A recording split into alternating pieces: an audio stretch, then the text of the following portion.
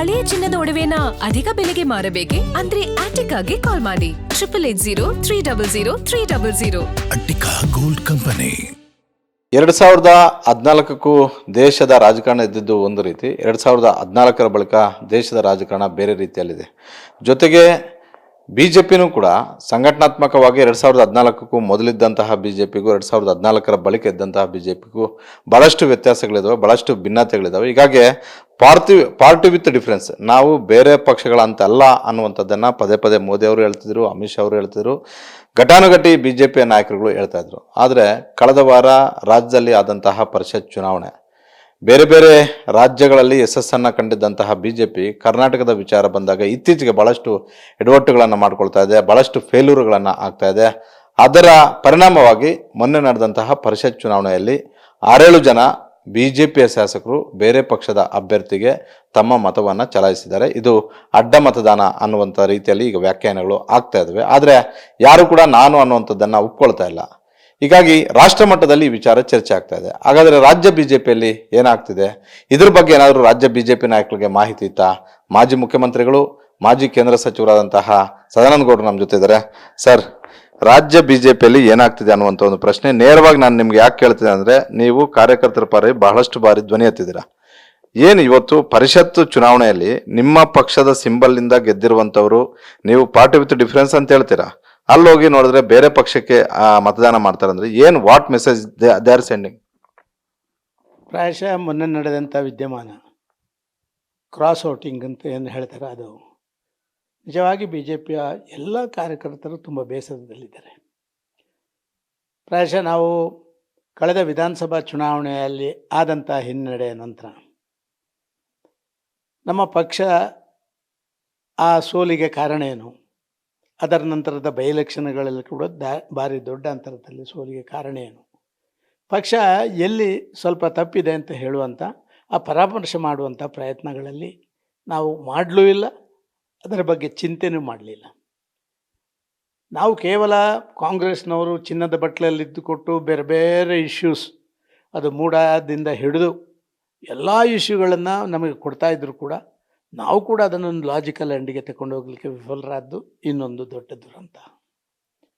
ಇದರ ಮಧ್ಯದಲ್ಲಿ ಅಶಿಸ್ತು ನಮ್ಮ ಪಕ್ಷದಲ್ಲಿ ಬಂದು ಪಕ್ಷದ ಆಂತರಿಕ ವಿಚಾರಗಳ ಬಗ್ಗೆ ಮಾಧ್ಯಮದಲ್ಲಿ ಮತ್ತೊಂದು ಕಡೆ ಚರ್ಚೆ ಮಾಡಿ ಪಕ್ಷದ ಕಾರ್ಯಕರ್ತರ ಮನಸ್ಸಿಗೆ ನೋವು ಮಾಡಿದ್ದು ಮೂರನೇದು. ಒಂದು ಹಂತಕ್ಕೆ 1 ಮತ್ತು 2ರದ್ದು ಅದೊಂದು ದೊಡ್ಡ ಮಟ್ಟದಲ್ಲಿ ಅಂತ ಹೇಳುವಂಥದ್ದು. ಮೂರನೇ ವಿಚಾರ ಅದು ಗಂಭೀರವಾಗಿ ತಗೊಳ್ಬೇಕಾದಂಥ ಸಂಗತಿ ಅಂತ ನಾನು ಭಾವಿಸ್ತಾ ಇದ್ದೇನೆ. ಕಾರ್ಯಕರ್ತನ ಮನಸ್ಸಿಗೆ ನೋವಾದರೆ ಪಕ್ಷ ಖಂಡಿತವಾಗಿ ಯಶಸ್ವಿಗೊಳಿಸಲಿಕ್ಕೆ ಸಾಧ್ಯ ಆಗೋದು. ಇದು ಕಾಮನ್ ಒಂದು ಜುರಿಸ್ಪ್ರುಡೆನ್ಸ್ ನಿಮ್ಮ ರಾಜಕಾರಣ, ಎನಿ ಪಾರ್ಟಿ. ಭಾರತೀಯ ಜನತಾ ಪಾರ್ಟಿ ಪ್ರಾರಂಭಿಕ ಹಂತದಲ್ಲಿ ಅಧ್ಯಕ್ಷರ ಆಯ್ಕೆಯ ಸಂದರ್ಭಗಳಲ್ಲಿ, ಅದರ ನಂತರ ನಮ್ಮೊಳಗಾದಂಥ ಭಿನ್ನಾಭಿಪ್ರಾಯಗಳನ್ನು ಬಾಹ್ಯವಾಗಿ ಚರ್ಚೆ ಮಾಡಿ ನಮ್ಮನ್ನು ಸ್ವಲ್ಪ ಮಾಡಿತು. ಶಿಸ್ತಿನ ಬಗ್ಗೆ ನಾವು ನೇರವಾಗಿ ಕಾರ್ಯಾಚರಣೆ ಮಾಡಬೇಕು ಅಂತ ನಾವು ನಿಶ್ಚಯ ಮಾಡಿದೆವು.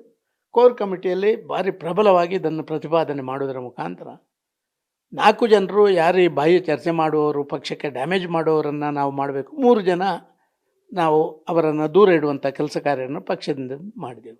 ಅದರ ನಂತರ ಸ್ವಲ್ಪ ಮಟ್ಟಿಗೆ ಇಡೀ ರಾಜ್ಯದಲ್ಲಿ ಸಾಮಾನ್ಯ ಕಾರ್ಯಕರ್ತನಿಗೆ ಒಂದು ಮನಸ್ಸಿಗೆ ಸ್ವಲ್ಪ ನೆಮ್ಮದಿ ಬಂತು. ಯಾಕೆಂತ ಹೇಳಿದ್ರೆ ನಮ್ಮ ಪಕ್ಷದ ಆಂತರಿಕ ಕಚ್ಚಾಟಗಳು ಮಾಧ್ಯಮದಲ್ಲಿ ಮತ್ತೊಂದು ಚರ್ಚೆ ಆಗ್ತಾ ಇಲ್ಲ, ಎಲ್ಲ ನಾವು ರಿಪೇರಿ ಆಗ್ತಾ ಇದ್ದೇವೆ ಅಂತ ಹೇಳುವಂಥ ಭಾವನೆಗಳು ಮೂಡಿಬಂತು. ಆದರೆ ಮೊನ್ನೆ ನಡೆದಂಥ ವಿದ್ಯಮಾನ ಅಡ್ಡ ಮತದಾನ ಉಂಟಲ್ಲ, ಇದು ಯಾವುದೇ ಕಾರ್ಯಕರ್ತನಿಗೆ ಜೀರ್ಣಿಸಿಕೊಳ್ಳಿಕ್ಕಾಗದಂಥ ಒಂದು ನೋವಾಗಿಬಿಟ್ಟಿದೆ. ನಮ್ಮ ಪಕ್ಷ ಈ ರೀತಿಯ ಅಶಿಸ್ತು, ಈ ರೀತಿಯ ಒಂದು ವಿಚಾರಕ್ಕೆ ಒಗ್ಗಿಕೊಂಡಿದೆ ಅಂತಾದರೆ ಎಲ್ಲೋ ನಮ್ಮ ಶಾಸಕರನ್ನು ಸರಿಯಾದ ರೀತಿಯಲ್ಲಿ ಹಿಡ್ಕೊಳ್ಳಿಕ್ಕಾಗಲಿಲ್ಲ, ಎಲ್ಲಿಯೋ ಒಂದು ರೀತಿಯಲ್ಲಿ ಮೇಲ್ಮಟ್ಟದ ನಾಯಕರ ಮಧ್ಯೆ ಇರುವಂಥ ಸ್ವಲ್ಪ ಗೊಂದಲಗಳು ಆಂತರಿಕವಾಗಿ ಹೊರಗಿಂದಲ್ಲ.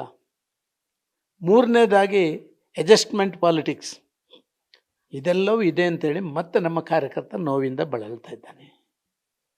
ನೋಡಿ, DK ಶಿವಕುಮಾರ್ ಮೊನ್ನೆ 5ನೇ ಅಭ್ಯರ್ಥಿಯನ್ನು ನಿಲ್ಲಿಸಿದಾಗಲೇ ನಮ್ಮವರು ಎಚ್ಚೆತ್ತುಕೊಳ್ಬೇಕಿತ್ತು. ಯಾಕೆಂತ ಹೇಳಿದರೆ 5ನೇ ಅಭ್ಯರ್ಥಿಯನ್ನು ಗೆಲ್ಲಿಸ್ತೇನೆ ನಾವು JDS ಒಟ್ಟಾದ ಮೇಲೆ 5ನೇ ಅಭ್ಯರ್ಥಿಯನ್ನು ಗೆಲ್ಲಿಸ್ಕೊಳ್ತೇನೆ ಅಂತ ಹೇಳುವಂಥ, ಅದು ಕೂಡ ಮುಖ್ಯಮಂತ್ರಿಯಾಗಿ ಪ್ರಥಮ ಸವಾಲು ಅವನಿಗೆ. ಯಾರು ನಾನೇನಾದರೂ ಮುಖ್ಯಮಂತ್ರಿ ಆಗ್ತಿದ್ದರೆ ನಾವು ಇಲ್ಲಪ್ಪ ಈ 4ರಲ್ಲಿ ಮಾಡಿಕೊಂಡು ಸಮಾಧಾನದಿಂದ ಇರುವ, ಎಲ್ಲಾದರೂ ಸೋತು ಬಿಟ್ಟರೆ ಇಡೀ ರಾಜಕೀಯ ಭವಿಷ್ಯವೇ ಮುಗಿದೋಗ್ತಿತ್ತು ಡಿ ಕೆ ಶಿವಕುಮಾರದ್ದು. ಆದರೆ ಇಳಿಸಿದ ಅಂತ ಹೇಳುವಾಗ ಖಂಡಿತವಾಗಿ ಚುನಾವಣಾ ಒಬ್ಬ ಚತುರ ರಾಜಕಾರಣಿ ಅವರು ಕರ್ನಾಟಕದಲ್ಲಿ ಕಳೆದ ವಿಧಾನಸಭೆಯಲ್ಲಿ 135 ಅಂತ ಹೇಳಿದ್ವಿ, 135 ಪಡ್ಕೊಂಡಂಥವ್ರು ಮಾಡ್ತಾರೆ ಅಂತ ಹೇಳಿದಾಗ ನಮ್ಮ ನಾಯಕರುಗಳು, ಮೇಲ್ಮಟ್ಟದ ನಾಯಕರುಗಳು ಎಚ್ಚೆತ್ತುಕೊಳ್ಬೇಕಾಗಿತ್ತು. ಪಕ್ಷದ ಎಲ್ಲ ಪ್ರಮುಖರನ್ನು ಒಟ್ಟಿಗೆ ಸೇರಿಸ್ಕೊಂಡು ಇದಕ್ಕೆ ಕೌಂಟರ್ ಸ್ಟ್ರಾಟಜಿ ಹೆಂಗೆ ಮಾಡಬೇಕು ಅಂತ ನಿಶ್ಚಯಗಳನ್ನು ಮಾಡಬೇಕಿತ್ತು. ಯಾವುದು ನಡೆದಿಲ್ಲ. ನಾವಂತೂ ಒಂದು ಮಾತಾಡಿದರೆ ಕಡಿಮೆ, 2 ಮಾತಾಡಿದರೆ ಜಾಸ್ತಿ ಅಂತ ಹೇಳುವಂಥ ಒಂದು ವಾತಾವರಣ ಇರೋದಕ್ಕೆ ಬೇಕಾಗಿ ಆದಷ್ಟು ನಾವು ಎಲ್ಲೆಲ್ಲೋ ಮಾತಾಡಿದ್ದನ್ನು ಏನೇನೋ ಮಾಡುವಂಥ ಪ್ರಕ್ರಿಯೆಗಳು ಕೂಡ ನಡೆದಿದೆ. ಆದ ಕಾರಣ ನಾವು ಸ್ವಲ್ಪ ಅದರಲ್ಲಿ ಸುಮ್ಮನಿದ್ದೆವು. ನನಗೆ ಹೇಳಿ ಸರ್, ಇತ್ತೀಚೆಗೆ ಈ ವಿಧಾನ ಪರಿಷತ್ಗೆ ಕಾಂಗ್ರೆಸ್ 5ನೇ ಅಭ್ಯರ್ಥಿಯನ್ನ ಇಳಿಸಿದ ಬಳಿಕ ಅವ್ರಿಗೂ ಭಾಳ ಚೆನ್ನಾಗಿತ್ತು, ಅಷ್ಟು ಈಸಿ ಇಲ್ಲ ನಾವು ಗೆಲ್ಲೋದು ಅಂತ. ಆದರೆ ಗೆಲ್ತೀವಿ ಅಂತ ಒಂದು ಕಾನ್ಫಿಡೆನ್ಸಲ್ಲಿ ಅವರಿದ್ದರು.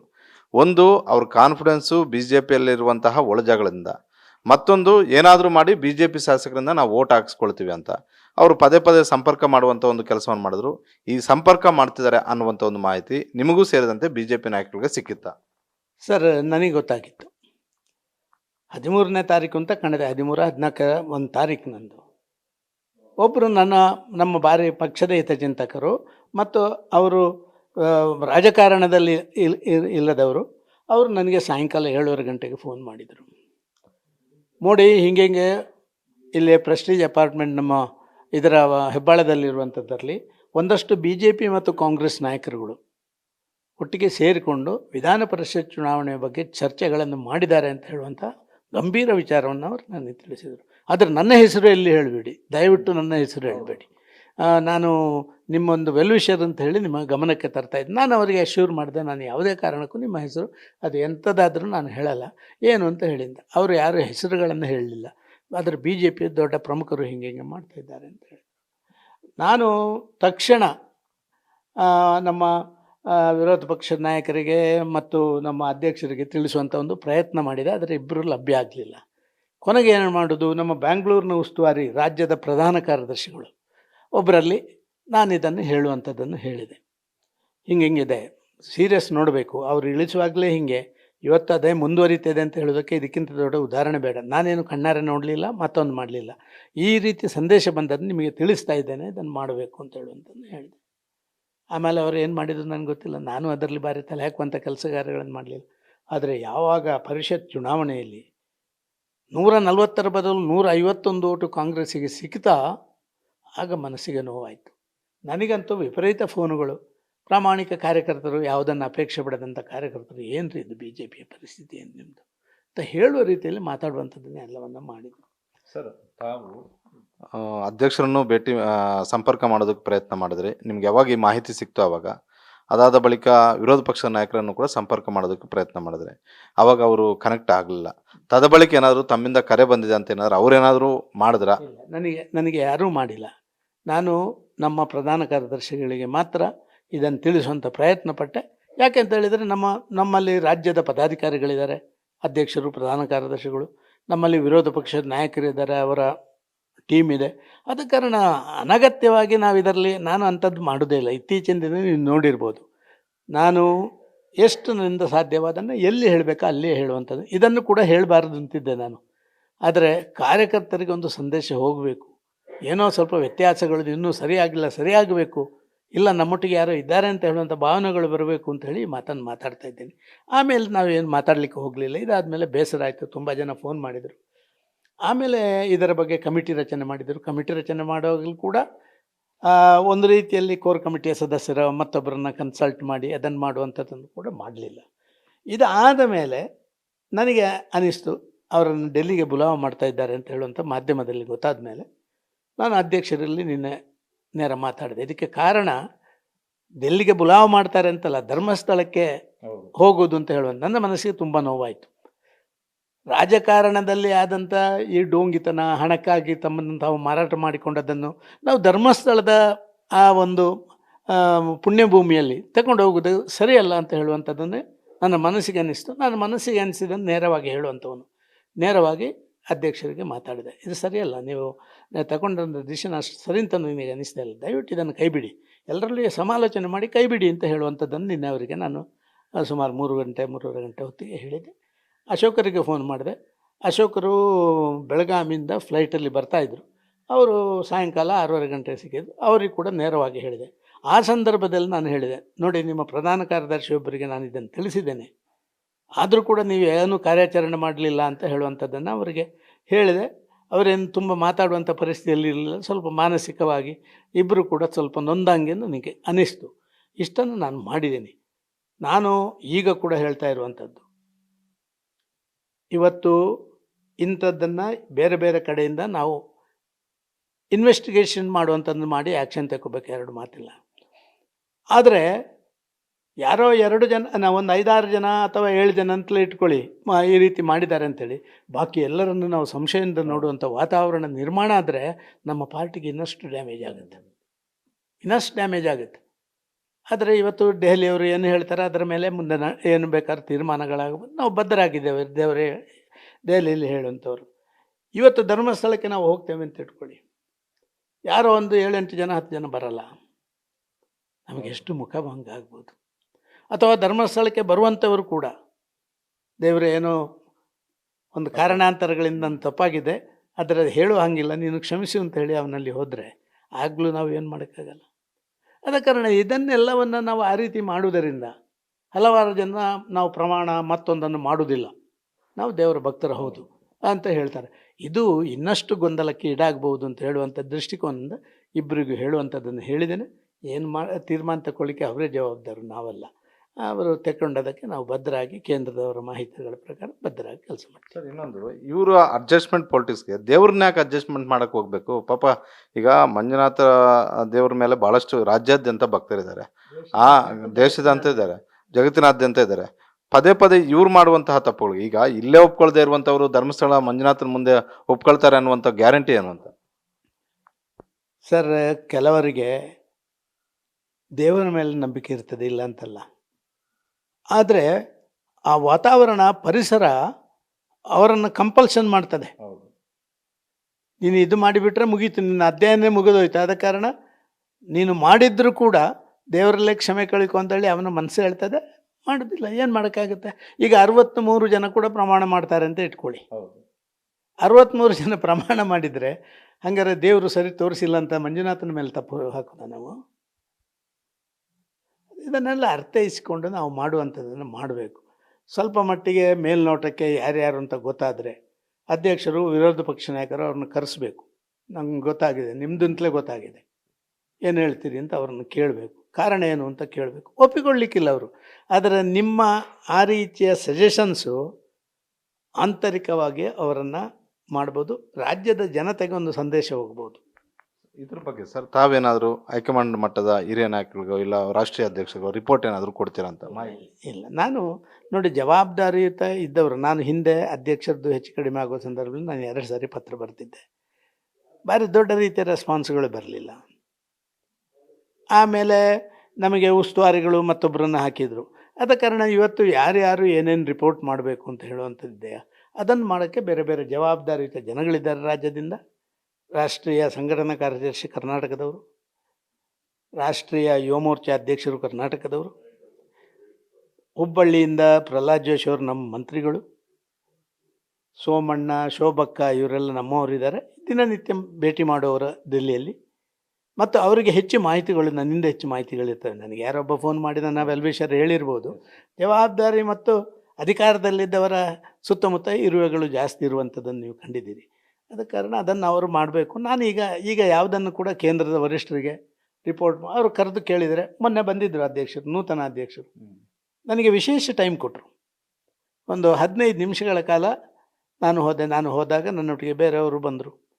ನಾನು ಒಳಗೆ ಹೋದಾಗ ನನ್ನೊಟ್ಟಿಗೆ ಶ್ರೀರಾಮುಲು, ನನ್ನೊಟ್ಟಿಗೆ ಮಹೇಶರು, ನನ್ನೊಟ್ಟಿಗೆ ಇವರೆಲ್ಲ ಒಂದು 3-4 ಜನ ಬಂದರು. ನಾವು ಒಂದು 15 ನಿಮಿಷ ರಾಜ್ಯದ ಇದನ್ನು ನಾನೇ ಅವರ ಜೊತೆ ಸುದೀರ್ಘವಾಗಿ ಮಾತಾಡಿದ್ದೇನೆ. ತುಂಬ ಪಾಸಿಟಿವ್ ರೆಸ್ಪಾನ್ಸ್ ಕೊಟ್ಟಿದ್ದಾರೆ.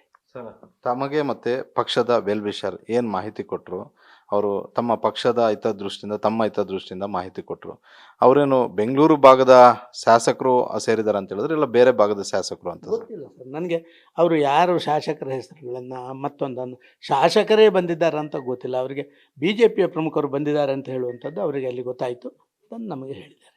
ಇದರ ಹೊಣೆಗಾರಿಕೆ ಸರ್ ವಿಜೇಂದ್ರ ಮತ್ತೆ ಅಶೋಕ್ ಇಬ್ಬರೇ ಓರ್ಬೇಕಾ, ಇಲ್ಲ ಪಕ್ಷ ಇದನ್ನ ಜವಾಬ್ದಾರಿ ಓರ್ಬೇಕಾ ಅಂತ? ನೋಡಿ, ಎರಡು ವಿಚಾರ. ಶಾಸಕರು ಮಾಡಿದಂಥ ತಪ್ಪು ಅನುಭವ ಮಾಡ್ತಾ ಇರುವಂಥ ಇಡೀ ರಾಜ್ಯದ ಕಾರ್ಯಕರ್ತರು, ನಿನ್ನ ಪಾರ್ಟಿ ಹಿಂಗೆ ಅಂತ ಕೇಳಿ ಅವನಿಗೆ ದೊಡ್ಡವರಲ್ಲಿ ಯಾರು ಮಾತಾಡೋದು, ನಮಸ್ಕಾರ ಬನ್ನಿ ಚಾ ಕುಡಿಯೋಣ ಅಂತ ಚೇರ್ ಕೊಡೋರ ಸಂಖ್ಯೆ ಜಾಸ್ತಿ. ಅದರಲ್ಲಿ ಪ್ರಾಮಾಣಿಕವಾಗಿ ಮತದಾರನಲ್ಲಿ ಹೋಗುವಂಥ ಕಾರ್ಯಕರ್ತ ಉಂಟಲ್ಲ, ಅವನ ಮನಸ್ಸಿಗೆ ನೋವು ಮತ್ತೊಂದು ಆಗುವಂಥದ್ದು. ಒಂದು ರೀತಿಯಲ್ಲಿ ಪಕ್ಷ ಅಂತ ಹೇಳಿದ ಮೇಲೆ ಎಲ್ಲರೂ ಸೇರಿ ಒಟ್ಟಿಗೆ ಇರಬೇಕಾಗುತ್ತೆ. ಆದ ಕಾರಣ ಯಾರು ಇದಕ್ಕೆ ಕೆಲವೇ ಜನ ಜವಾಬ್ದಾರಿ ಅಂತಲ್ಲ, ಜವಾಬ್ದಾರಿ ನಿರ್ವಹಣೆಗೆ ಅವರು ಇರ್ಬೋದು. ಆದರೆ ಇಡೀ ಪಕ್ಷದ ನಮ್ಮ ಪ್ರಮುಖರು ನಾವೆಲ್ಲರೂ ನಾವು ಕೋರ್ ಕಮಿಟಿಯಲ್ಲಿದ್ದೀವಿ. ಏನು ಮಾಡಿದರೆ ಕೋರ್ ಕಮಿಟಿಯಲ್ಲಿ ಅಂತ ಪ್ರಶ್ನೆ ಮಾಡ್ಬೋದು ನಮಗೆ. ಆದ ಕಾರಣ ಇದಕ್ಕೆ ಕೋರ್ ಕಮಿಟಿ ಇರ್ಬೋದು, ರಾಜ್ಯದ ಪದಾಧಿಕಾರಿಗಳಿರ್ಬೋದು, ಶಾಸಕಾಂಗ ಪಕ್ಷದ ಪದಾಧಿಕಾರಿಗಳು, ಎಲ್ಲರೂ ನಾವು ಜಂಟಿಯಾಗಿ ಜವಾಬ್ದಾರರು. ಸರ್, ಇಡೀ ದೇಶದಲ್ಲಿ ಯಾವುದೇ ರಾಜ್ಯದಲ್ಲಿ BJP ಸಮಸ್ಯೆ ಆದಾಗ ಅಮಿತ್ ಶಾ, ಮೋದಿ ಮತ್ತು JP ನಡ್ಡಾ ಸೇರಿದಂತೆ ಘಟಾನುಘಟಿಗಳು ಚಿಟಿಕೆ ಹೊಡೆಯಷ್ಟು ಸಮಸ್ಯೆ ಬಗೆಹರಿಸ್ತಾರೆ ಸಮಯದಲ್ಲಿ. ಆದರೆ ಕರ್ನಾಟಕದ ಸಮಸ್ಯೆ ಶುರುವಾಗಿ 3 ವರ್ಷ ಆಗ್ತಾ ಬರ್ತದೆ ಸರ್, ಇವತ್ತಿಗೂ ಕೂಡ ಬಗೆಹರಿಯೋದಕ್ಕಾಗ್ತಿಲ್ಲ. ಈ ಸಮಸ್ಯೆಗೆ ರಾಷ್ಟ್ರೀಯ ವರಿಷ್ಠರು ಕಾರಣ ಆಗ್ತಿದಾರಾ, ಇಲ್ಲ ರಾಜ್ಯದಲ್ಲಿರುವಂತಹ ಈ ಅಡ್ಜಸ್ಟ್ಮೆಂಟು ಬೇರೆ ಬೇರೆ ಕಾರಣ? ಪ್ರಾರಂಭದಲ್ಲಿ ನಮಗೆ ಕಳೆದ ಚುನಾವಣೆಯಲ್ಲಿ ಹಿನ್ನಡೆ ಆದಮೇಲೆ ಕೇಂದ್ರದ ಭಾರಿ ವರ್ಷರು ಬರಲಿಲ್ಲ ಅಂತ ಹೇಳುವಂಥದ್ದು ನಮ್ಮ ಮನಸ್ಸಿಗೆ ನೋವಿತ್ತು. ನಾನೇ ಪತ್ರ ಬರೆದೀನಿ. ಆ ಪತ್ರವನ್ನು ಪತ್ರಿಕೆಗಳಿಗೂ ನಾನು ರಿಲೀಸ್ ಮಾಡಿದ್ದೆ. ತಕ್ಷಣ ಬಂದು ಕರ್ನಾಟಕವನ್ನು ರೆಕ್ಟಿಫೈ ಮಾಡಿದೆ. ದಕ್ಷಿಣ ಭಾರತದ ಹೆಬ್ಬಾಗಿಲೇ ಬಂದಾಗುವಂಥ ಲಕ್ಷಣಗಳಿದ್ದಾವೆ ಅಂತ ಹೇಳುವಂಥ ಶಬ್ದಗಳಿಂದ ನಾನು ಅವರಿಗೆ ಹೇಳುವಂಥದ್ದನ್ನು ಹೇಳಿದ್ದೇನೆ. ಆಮೇಲೆ ಅಧ್ಯಕ್ಷರ ಆಯ್ಕೆ ಮತ್ತೊಂದೆಲ್ಲ ಆಯಿತು, ಗೊಂದಲ ಆಯಿತು. ಆಮೇಲೆ ಆ ಅಧ್ಯಕ್ಷರ ಬಗ್ಗೆ ಬೇರೆ ಬೇರೆ ಮಾತಾಡುವಂಥವ್ರು, ನಮ್ಮ ಪ್ರಮುಖರ ಬಗ್ಗೆ ಮಾತಾಡುವಂಥವ್ರು ಒಂದಷ್ಟು ಜನ ಶಿಸ್ತಿನ ವ್ಯಾಪ್ತಿಯಲ್ಲಿ ಕೂಡ ತಂದು 2-3 ಜನರನ್ನು ಪಕ್ಷದಿಂದ ದೂರ ಇಡುವಂಥ ಕೆಲಸ ಕಾರ್ಯಗಳು ಆಯಿತು. ಸ್ವಲ್ಪ ಮಟ್ಟಿಗೆ ಆ ಕೆಲಸ ಕಾರ್ಯಗಳಾಗಿದೆ, ಇಲ್ಲಂತಲ್ಲ.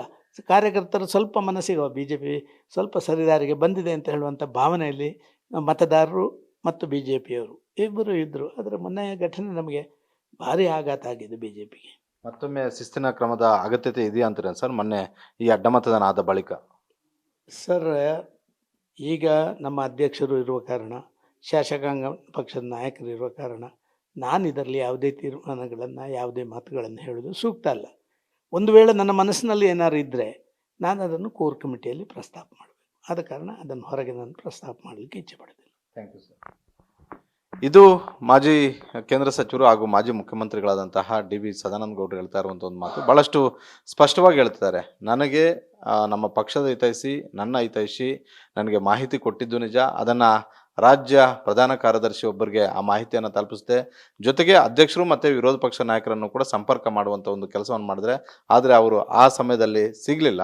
ಹೀಗಾಗಿ ಇದು ದೊಡ್ಡ ಅನಾಹುತ ನಡೆದೋಗಿದೆ. ಆದರೆ ಇಂಥದ್ದು ಯಾವುದೇ ಕಾರಣಕ್ಕೂ ಕೂಡ ಶಿಸ್ತಿನ ಪಕ್ಷದಲ್ಲಿ ಸಹಿಸೋದಕ್ಕೆ ಸಾಧ್ಯವಿಲ್ಲ. ಯಾಕಂತ ಹೇಳಿದ್ರೆ ಎಲ್ಲರಿಗೂ ಕೂಡ ಚೇರ್ ಬೇಕು ಅನ್ನುವಂಥವ್ರೆ ಭಾಳಷ್ಟು ಜನರು ಇರೋದರ ನಡುವೆ ಪಕ್ಷ ನಿಂತಿರುವಂಥದ್ದು ಸಾಮಾನ್ಯ ಕಾರ್ಯಕರ್ತರಿಂದ ಅವ್ರಿಗೊಂದು ಸಂದೇಶ ಹೋಗಬೇಕು, ಅವ್ರಿಗೆ ಒಂದು ನೈತಿಕ ಸ್ಥೈರ್ಯ ಬರಬೇಕು ಅನ್ನೋದಾದರೆ ಇಂಥ ಕೆಲಸಗಳಿಗೆ ಕಡಿವಾಣ ಆಗಬೇಕು ಅನ್ನುವಂಥ ಒಂದು ಮಾತುಗಳನ್ನು ಹೇಳ್ತಾ ಇದ್ದಾರೆ. ಹೆಸರು ಮತ್ತೆ ಬ್ರದರ್? ಕ್ಯಾಮರಾಮನ್ ಕುಶಾಲ್ ಜೊತೆ ಮಾರುತಿ ಪಾವಗಡ, ಗ್ಯಾರಂಟಿ ನ್ಯೂಸ್, ಬೆಂಗಳೂರು.